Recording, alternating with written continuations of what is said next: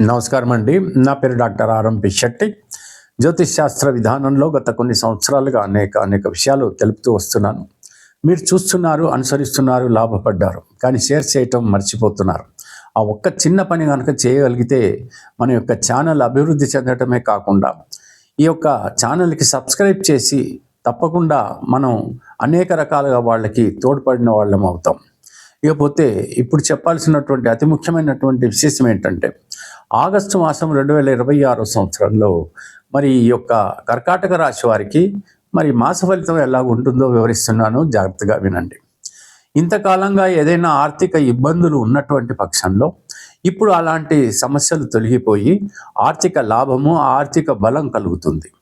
రావలసినటువంటి బాకీలు చేజిక్కించుకుంటారు. దైవ సంబంధిత కార్యక్రమాల్లో పాల్గొంటారు. విందు వినోదాల్లో కానీ శుభకార్యాల్లో పాల్గొనేటువంటి అవకాశాలు కనబడుతున్నాయి. దూర ప్రయాణాలు చేస్తారు.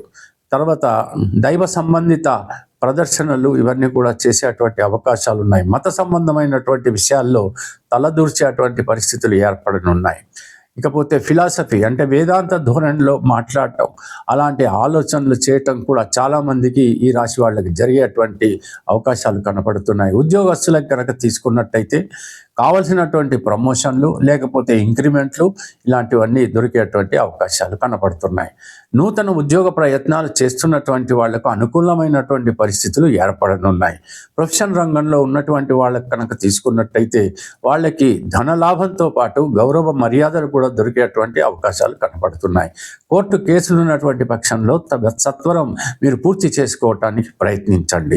వివాహం కానటువంటి వాళ్ళు మాత్రం తప్పకుండా మీరు ప్రయత్నించండి. త్వరితగతిన మీకు సంబంధాలు దొరకడం, వివాహాలు జరిగిపోవటం కూడా మీరు చూస్తారు. ఇకపోతే మితంగా మాట్లాడండి. ఎక్కువగా ఆలోచించి అనవసరమైనటువంటి వ్యర్థమైనటువంటి ఒక మనస్థిమితం కోల్పోవడం అనేటువంటిది చేసుకోకూడదు. ప్రతిరోజు కూడా హనుమాన్ చాలీసా చదువుతూ మరియు శివుడికి సంబంధమైనటువంటి మంత్రాలు కానీ ఏవైనా చదివినట్టయితే, శివారాధన చేసినట్టయితే అనేక లాభాలు మీరు పొందేటువంటి అవకాశాలు కనబడుతున్నాయి.